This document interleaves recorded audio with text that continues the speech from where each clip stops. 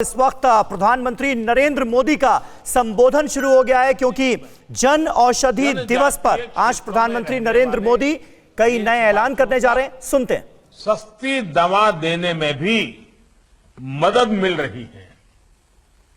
आज भी जब 7,500वें केंद्र का 75वें केंद्र का लोकार्पण किया गया है तो वो शिलांग में हुआ है। इससे स्पष्ट है कि नॉर्थ ईस्ट में जन औषधि केंद्रों का कितना विस्तार हो रहा है। साथियों, 7500 के पड़ाव तक पहुंचना इसलिए भी अहम है क्योंकि 6 साल पहले तक देश में ऐसे 100 केंद्र भी नहीं थे और हम हो सके उतना जल्दी तेजी से 10,000 का टारगेट पार करना चाहते हैं। मैं आज राज्य सरकारों से, विभाग के लोगों से एक आग्रह करूंगा। आजादी के 75 साल हमारे सामने महत्वपूर्ण अवसर है। क्या हम ये तय कर सकते हैं कि देश के कम से कम 75 जिले ऐसे होंगे जहां पर 75 से ज्यादा जन औषधि केंद्र होंगे और वे आने वाले कुछ ही समय में हम कर देंगे। आप देखिए कितना बड़ा फैलाव बढ़ता जाएगा। उसी प्रकार से उसका लाभ लेने वालों की संख्या का भी लक्ष्य तय करना चाहिए। अब एक भी जन औषधि केंद्र ऐसा न हो कि जिसमें आज जितने लोग आते हैं उसकी संख्या 2 गुनी 3 गुनी न हो। इन 2 चीजों को लेकर के हमने काम करना चाहिए। एक काम जितना जल्दी होगा देश के गरीबों को उतना ही लाभ होगा। ये जन औषधि केंद्र हर साल गरीब और मध्यम वर्ग के परिवारों में के लगभग 3600 करोड़ रुपए बचा रहे हैं और ये रकम छोटी नहीं है जो पहले महंगी दवाओं में खर्च हो जाते थे। यानी अब इन परिवारों के 3600 करोड़ रुपए परिवार के अच्छे कामों के लिए और अधिक उपयोगी होने लगे हैं।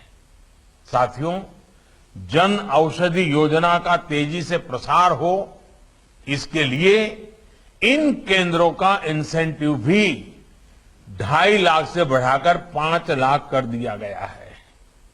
इसके अलावा दलितों, आदिवासियों, महिलाओं और पूर्वोत्तर के लोगों के लिए 2 लाख रुपए का इंसेंटिव अलग से दिया जा रहा है।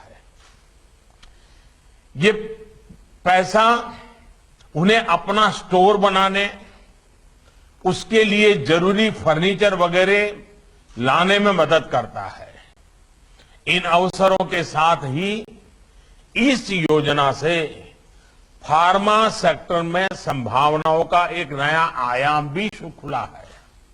भाइयों और बहनों, आज मेड इन इंडिया दवाइयां और सर्जिकल्स की मांग बढ़ी है। मांग बढ़ने से प्रोडक्शन भी बढ़ रहा है। इससे भी बड़ी संख्या में रोजगार के अवसर पैदा हो रहे हैं। मुझे खुशी है कि अब 75 आयुष दवाएं, जिसमें होम्योपैथी होती है, आयुर्वेद होता है, उसको भी जन औषधि केंद्रों में उपलब्ध कराए जाने का फैसला लिया गया है। आयुष दवाएं सस्ते में मिलने से मरीजों का फायदा तो होगा ही, साथ ही इसमें आयुर्वेद और आयुष मेडिसिन के क्षेत्र को भी बहुत बड़ा लाभ होगा। साथियों, लंबे समय तक देश की सरकारी सोच में स्वास्थ्य को सिर्फ बीमारी और इलाज का ही विषय माना गया, लेकिन स्वास्थ्य का विषय सिर्फ बीमारी से मुक्ति इतना नहीं है और इलाज तक भी सीमित नहीं है। बल्कि ये देश के पूरे आर्थिक और सामाजिक ताने बाने को प्रभावित करता है।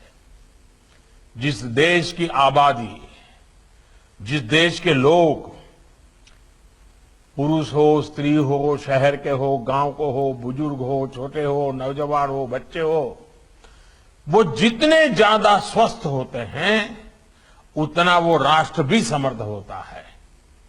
उनकी ताकत बहुत उपयोगी होती है, देश को आगे बढ़ाने में, ऊर्जा बढ़ाने में काम आती है। इसलिए हमने इलाज की सुविधा बढ़ाने के साथ ही उन बातों पर भी जोर दिया है जो बीमारी की वजह बनती है। जब देश में स्वच्छ भारत अभियान चलाते हैं, जब देश में करोड़ों शौचालयों का निर्माण होता है, जब देश में मुफ्त गैस कनेक्शन देने का अभियान चलता है, जब देश में आयुष्मान भारत योजना घर घर पहुंच रही है, मिशन इंद्रधनुष हो, पोषण अभियान चला, तो इसके पीछे यही सोच थी।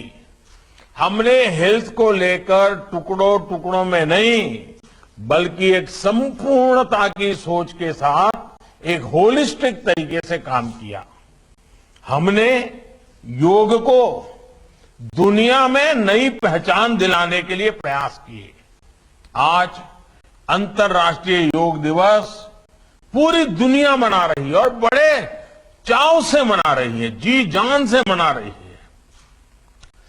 आप देखिए कितने बड़े गर्व की बात होती है जब हमारे काढ़े, हमारे मसालों, हमारे आयुष के समाधानों की चर्चा करते हैं। इससे पहले जो कभी हिचकते थे वो आज गर्व के साथ एक दूसरे को कहते हैं ये लीजिए। जन औषधि केंद्र 7,500वां जन औषधि केंद्र प्रधानमंत्री नरेंद्र मोदी ने देश को समर्पित किया और जन औषधि केंद्रों की संख्या लगातार बढ़ाई जा रही है, जहां मार्केट से 60 से 70% कम रेट पर दवाएं अवेलेबल होती हैं। निश्चित तौर पर फार्मास्यूटिकल क्षेत्र में इसे एक बड़ी क्रांति के तौर पर भी देखा जा रहा है। फिक्र आपकी, सोमवार से शुक्रवार रात 9 बजे सिर्फ TV9 भारतवर्ष पर।